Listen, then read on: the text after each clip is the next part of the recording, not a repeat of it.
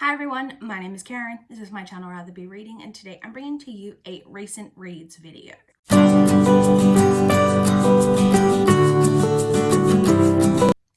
So a bit of housekeeping before we jump into this. I mentioned in my last video that my next video would be my Around the Year in 52 Books wrap up.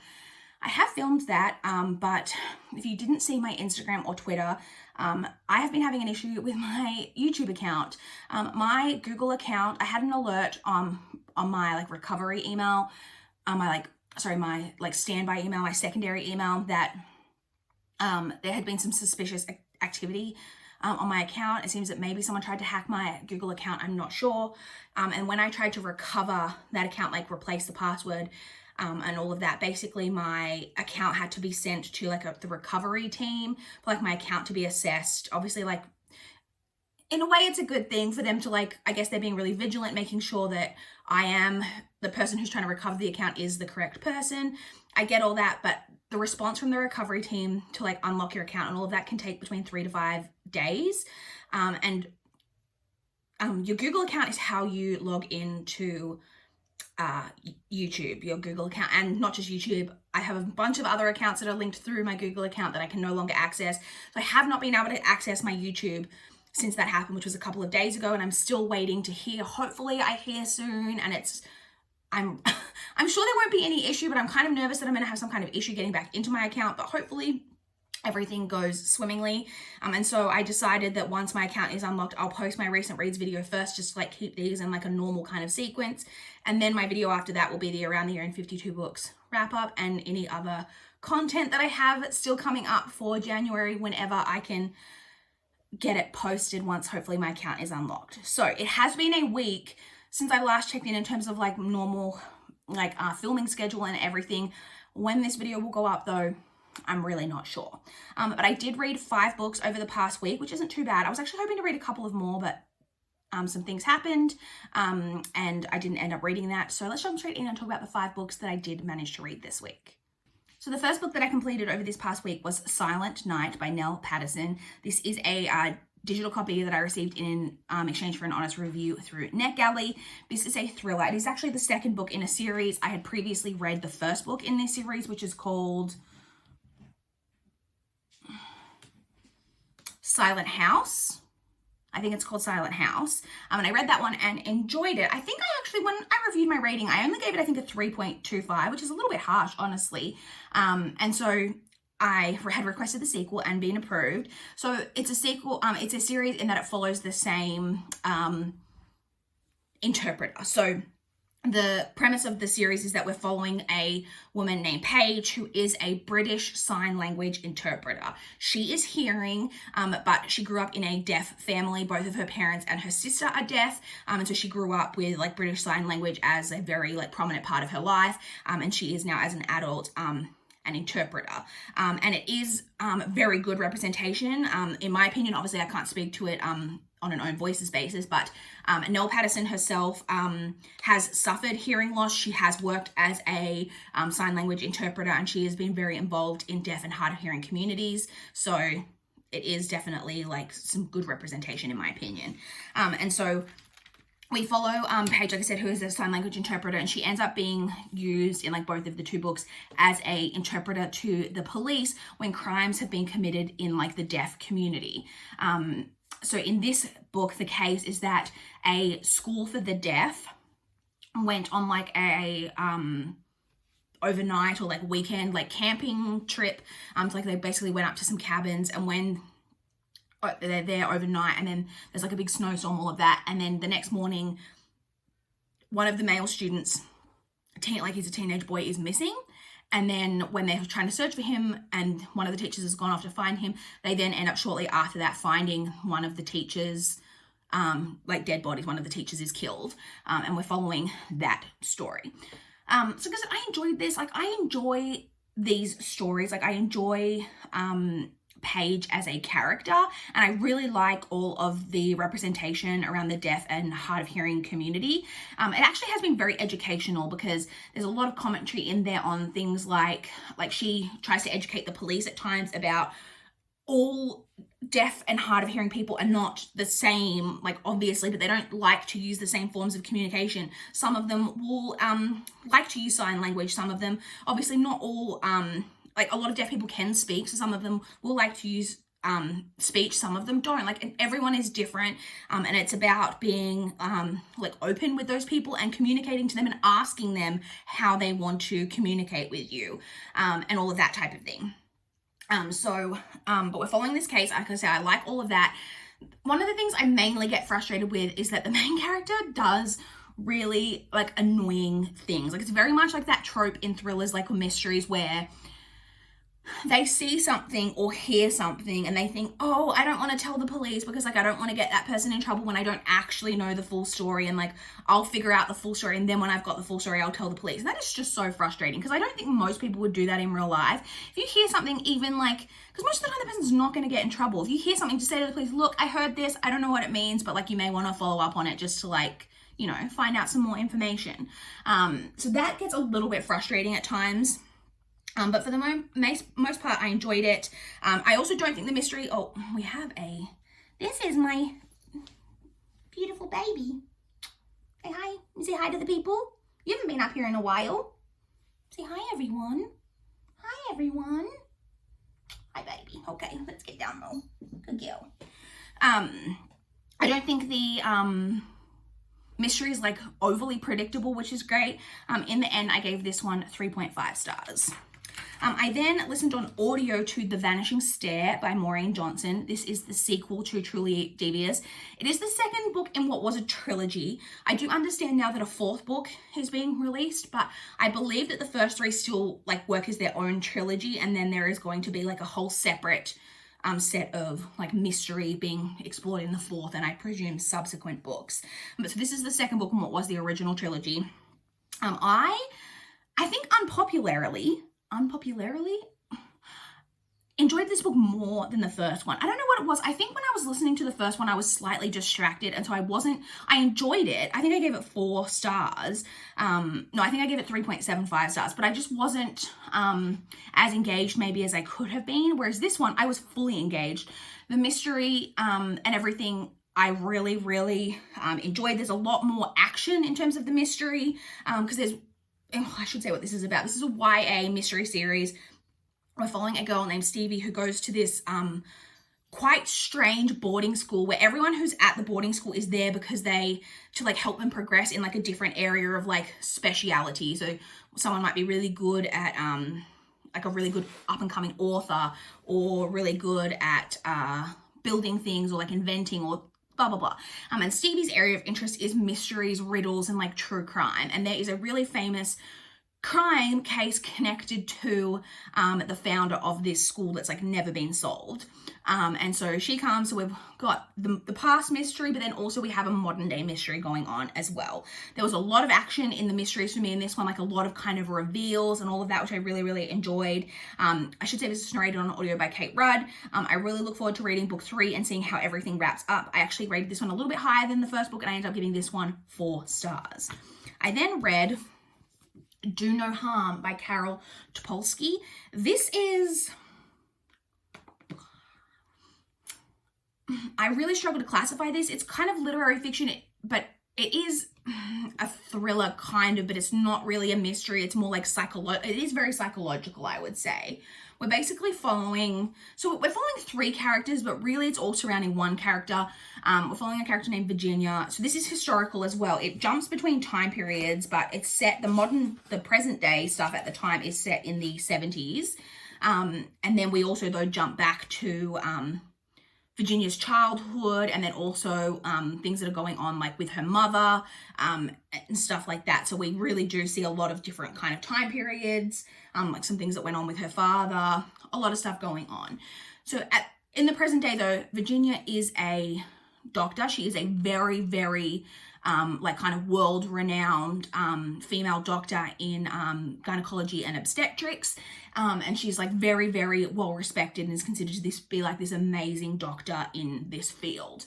However, we kind of know that Virginia is a little bit strange. There's some things about her that are maybe not what we would call quote unquote normal. I don't really want to say too much apart from that because it's really hard to kind of talk about what exactly this is about. This is very slow. It's a very slow moving, like kind of plodding along story. Like I said, there's nothing overly mysterious. It's not even like anything hugely like shocking in any of the reveals, even like just about the characters themselves. Everything you kind of can see like exactly kind of what's happening. There are some huge trigger warnings in this, I would say, in particular for self-harm. Be very wary going into this. And also nothing really happens. And like, it's just, honestly, it was, I don't know, some of it was like kind of interesting, but then other parts it was kind of just dull and you were like waiting for it to like kind of get a move on with the story. In the end, I gave this 2.75 stars. I then read, I listened on audio, I should say, to Love from A to Z by S.K. Ali. This is a YA contemporary romance that follows two characters. We've got our female character who is Muslim. Both characters are Muslim, and she is... It is the United States, isn't it? Yeah, it is. She's from the United States, and she's had issues in her high school. She has a teacher in her school who is a huge Islamophobe, and basically her and some other kids from her school, some of her friends, are like basically trying to bring this teacher down. And through doing that, she like has spoken up in class, something has happened, and she ended up drawing this picture that went along with this like hashtag movement that the kids have got of like trying to get rid of this teacher, and it is determined by the school to be a threat against this teacher, and she is suspended for, I think it's up until like the last week of school, kind of prior to like spring break or something like that. And so her parents end up sending her, like she was going on holidays anyway, but she goes a little bit earlier on holidays to Doha in Qatar to stay with her aunt. She ends up meeting this boy who is originally from Canada, I believe, but he has been studying at university in London, and he is returning to where his family are now living. I think maybe his family have moved there, but I don't think they were there before. They were in Canada, but now his family are living in Qatar also. I can't remember the exact specifics about that, but something like that. And he is dealing with a lot of issues. He has recently been diagnosed with an illness that he is kind of struggling with, and there's a lot kind of going on with that. And it's basically about the romance between these two characters. The representation in this is great. I don't know if I've ever read anything with Muslim main characters that is so like present in the story, like that is such a part of the narrative that I really, really appreciated. And there's a lot of really great commentary in there on Islamophobia and like the microaggressions and you know, like the main female character in particular is having to, because there's so much of the world that considers Muslim women to be like a repressed people, and the way that through people thinking that they're trying to help these people, they're really being like racist against her, or like prejudiced against her and her religion. And you know, all of the stuff that comes on with that, all of that commentary was super, super interesting. And I really, really liked that side of the story. So I gave this a 3.5. It honestly would have got a higher rating because I really loved all of that rep. But for me, the romance was super underdeveloped. And like, that's mainly what the story is. You get kind of all this other stuff, but it's told through like the framing of this romance. And the romance just, I don't know, I never felt the romance. I never felt connected to the romance. I never really felt the connection between these two characters.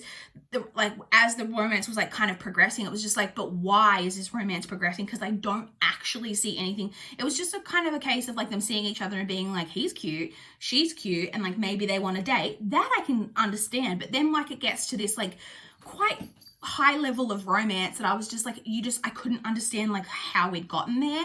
I didn't feel the connection between the characters, if that makes sense. So for me, the romance like was a little bit lacking, but everything else in this story was really great, like I said, and that's why I ended up giving it 3.5 stars. I should say it's narrated by, it says that it's narrated by S.K. Ali as one of the narrators. I believe that she's got a credit, but I believe she only narrates like the intro and author's note type of thing. I don't think she actually narrates any of the like narrative itself, but I could be wrong about that. But it is also narrated by Priya Ayar and Tim Chow. I read that one. And then the final book that I read this week, why am I doing this with my hand so much today? I don't know. The final book that I read this past week was Turbo 23 by Janet Evanovich. This is the 23rd book in the Stephanie Plum series. This is just in case you haven't been here and don't know what this series is, this is an adult chick lit series that follows a woman named Stephanie who is a bounty hunter, but she's a very inept bounty hunter. Lots of shenanigans and stuff always ensue in every book with all of her cases. It's all very kind of slapstick and ridiculous in some ways. And I've been quite upfront on my channel and saying that the only reason I'm still continuing with this series, because these books are not high quality literature. I enjoy them for the most part, but I don't think I would have read this deep into the series, except that there is a love triangle in this series, and 23 books in, we still do not have any resolution. And I'm not confident that we're going to get any resolution until at least the last book.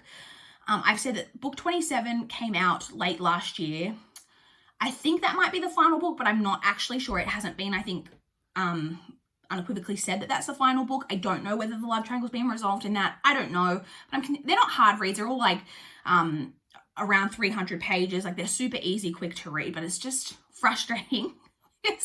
I just need there to be, because the love triangle stuff is very stagnant. We're just going around, not around in circles. It's the same things happening and the same arguments in the main character's own head happening over and over and over again in every single book. And there is literally no progression, and it is very frustrating to read in that aspect. I will say that I almost had the vibe in this one that maybe Janet Evanovich has been having the series ghostwritten, or at least people helping her with these books at this point, because some of the parts of this book didn't have the same feel about it as other books in the series did.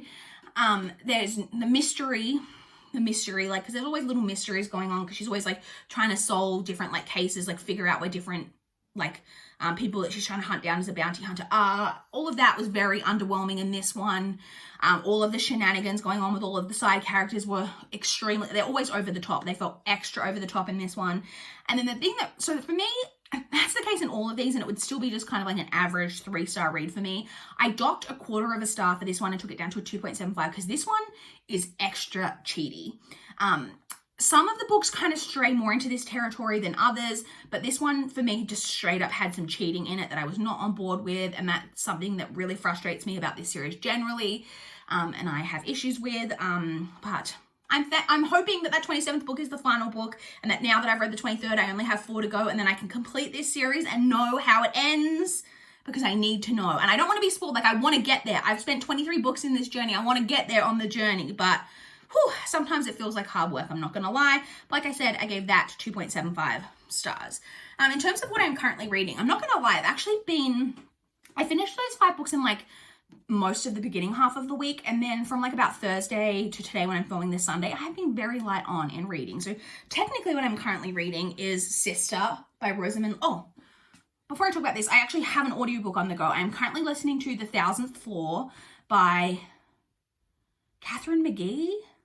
I'm pretty sure it's by Catherine McGee. This is a YA kind of dystopian. It's set in in New York City in the future.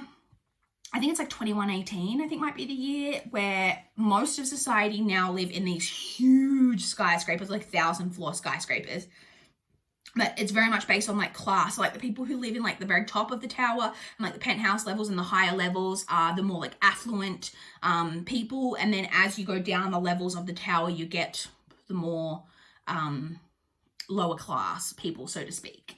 And we're following a bunch of different characters from a lot of different floors throughout the tower. I'm basically following that story. I'm 31% of the way through that. I listened to that on Thursday, and then I was working from home on Friday, and I didn't end up listening to any of the rest of it on Friday, so I'll continue on with that. I'm honestly not going to lie, I've been considering DNFing it. There are a ton of different perspectives. It's really hard to care about any of these characters so far. I'm not overly invested in the story. It feels like very cheesy, typical kind of YA that I've read before. I should say there's a mystery element of at the start of it. We know that someone has fallen off the roof or fallen, being pushed, whatever. Someone has died by plummeting from the roof of this building, and we go back months before and we don't know who it is. I honestly am not really that invested in that mystery, but I'm going to give it a go. I'm going to listen to a bit more of it when I go back to work on Monday, and try to listen to more of it and see whether I get further engaged, or I may end up DNFing. This may be my first DNF of 2021. We'll see. And then my physical read, like I said, is Sister by Rosamund Lupton. This is a mystery. We're following a character who was originally from the UK, but is now living in New York. And she gets a call basically from her mother to say that her sister has gone missing. And she travels back. She's very close with her sister, and she travels back over to the UK to kind of figure out like what's going on with her sister. So that's the story, but it's actually told in interviews that she is having with a prosecutor. So we know someone's on trial. I assume for the sister's murder that it's going to be a murder case, but we don't actually know. We just know someone's on trial for something. The sister is like the star witness, and she's basically giving her like depositions or whatever in the lead up to this trial, and we're basically following the story through that kind of interview format. Like I said, I haven't been reading much. I'm on page 48 of this. Hopefully, it's actually Sunday today, not Saturday. Hopefully I can get a really good chunk of this read today. I'm not sure, but hopefully I can still get a bunch read in this upcoming week. That is everything I read this past week. I would love to chat with you guys in the comments down below if you've read any of these books, if you've got any thoughts, or if you want to chat to me about what you guys have been reading recently. I would love to know. Please like this video if you liked it. Please subscribe if you want to see more from my channel. That is all I have for this video today. Bye guys.